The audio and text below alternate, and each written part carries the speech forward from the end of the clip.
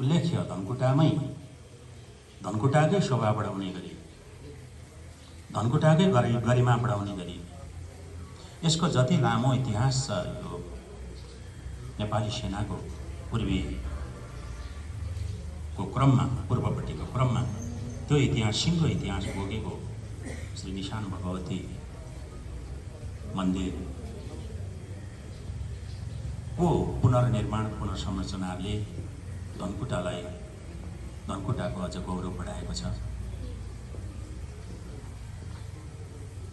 कुनै समयमा मन्दिर पुनर्निर्माण गरिएको थियो। मलाई सम्झना भएसम्म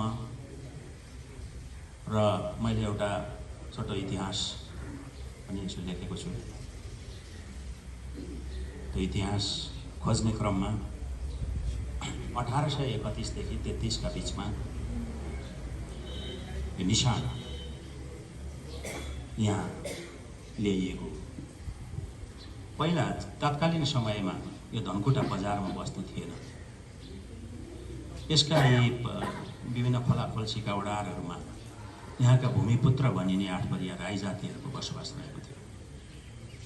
उनीहरूले यसको यो धनकुटाको यो डाँडाको पहरेदार गर्थे।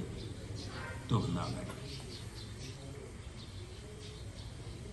नेपाली सेनाले पूर्वी विजयको क्रममा विजयपुरमा निशान गाडिसकेपछि त्यहाँबाट फेरि त्यो निशानलाई लिएर अगाडि बढ्ने क्रममा जहाँ जहाँ विजय प्राप्त हुन्थ्यो त्यो ठाउँमा निशान गाडेर त्यो क्षेत्रको अधिकार भएको अर्थबोध हुन्थ्यो निशान गाडिएपछि।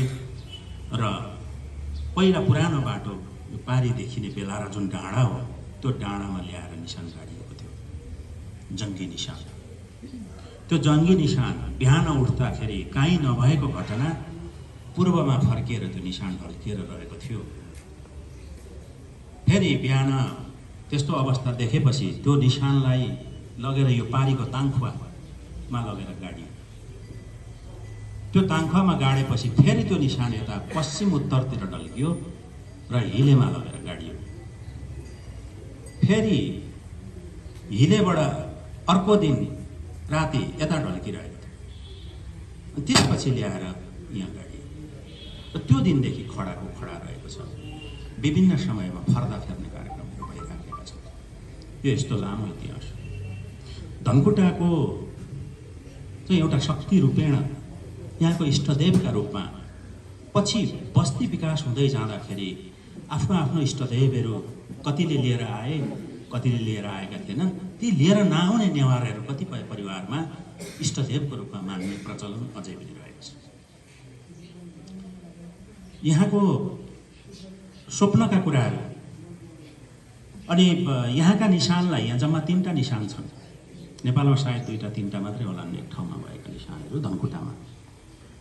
पछि श्रीजङ्गगढको निशान यहाँ आयो र लाने बेलामा पाल्पामा लिएर जाने बेलामा त्यो उठाउने